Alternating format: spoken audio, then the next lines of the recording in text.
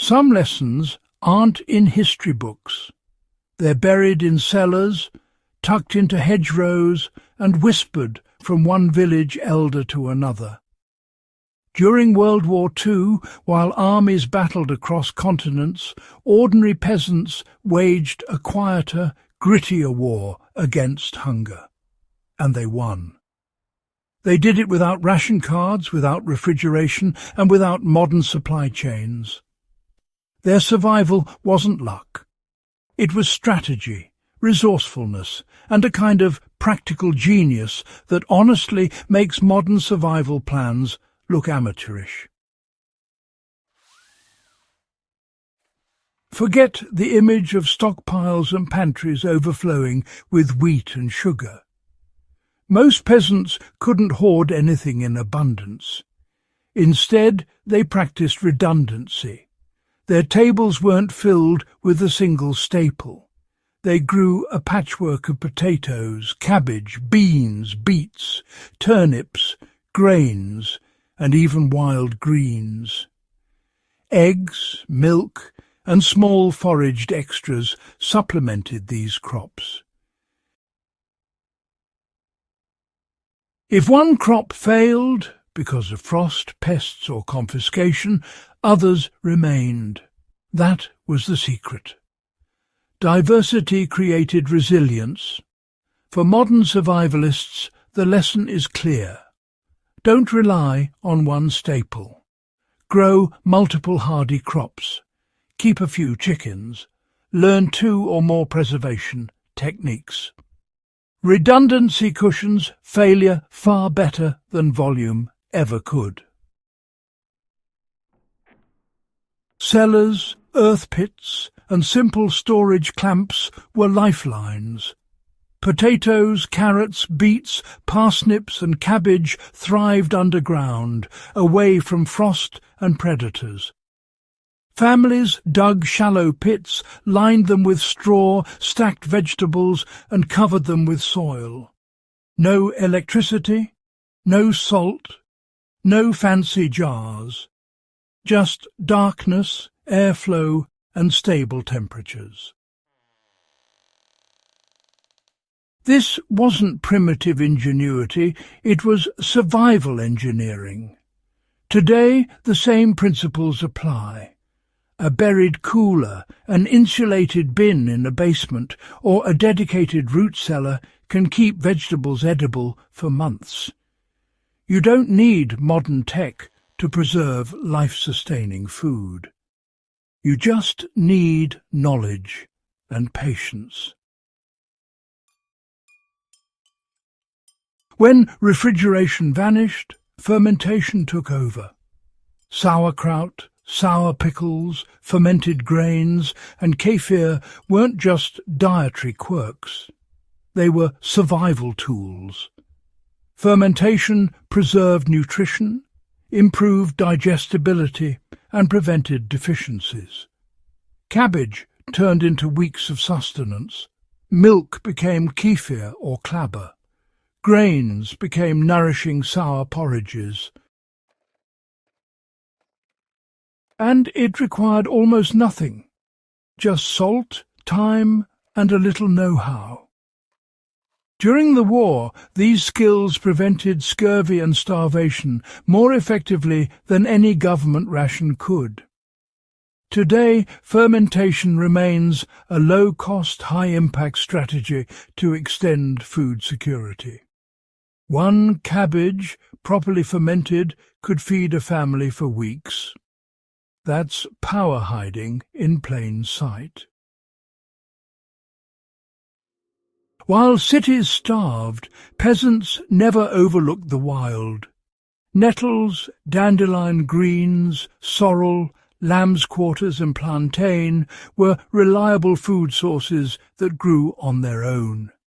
They thrived between fields, returned every year, and didn't need planting. Wartime children learned to identify and harvest them. That knowledge added calories, nutrients and survival insurance that no pantry could match. Today, foraging remains an underestimated tool. Learning a handful of edible plants in your area can dramatically expand your diet in a pinch. It's a lesson in turning the overlooked into essential. Cows and pigs were risky. Occupying forces could, and often did, seize them. But small livestock like chickens, rabbits and goats flew under the radar.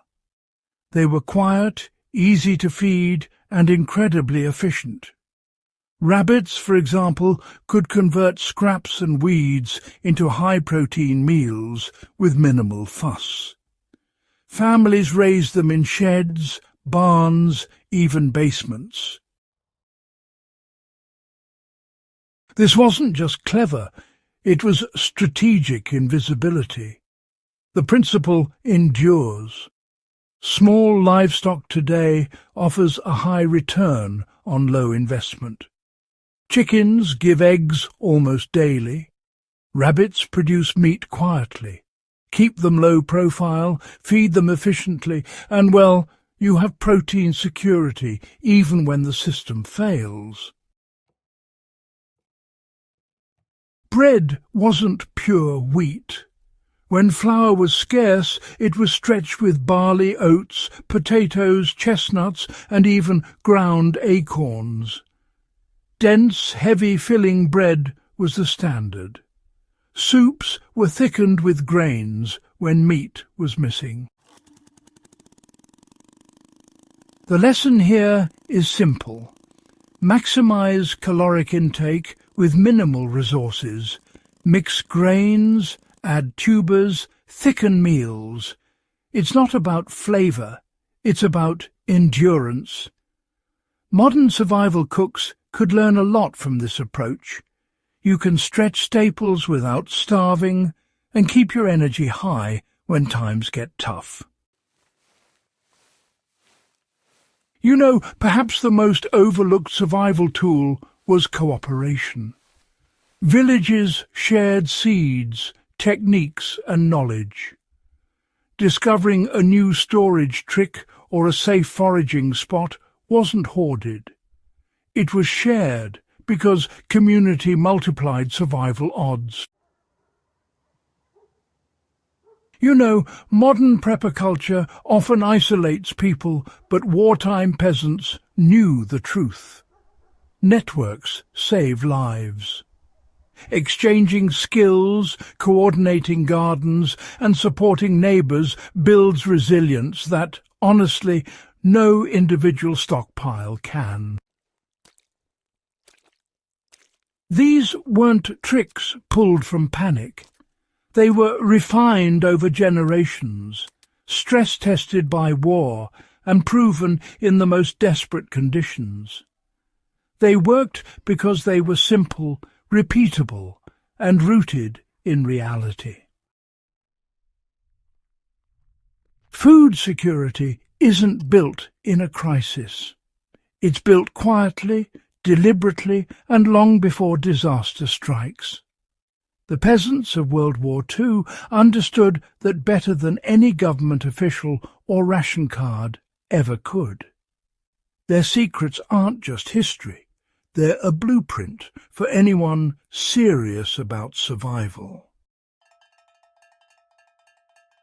If this story of ingenuity and survival resonates, go ahead and subscribe to the Forgotten War Fronts and share this episode with someone who values real-world knowledge over myths.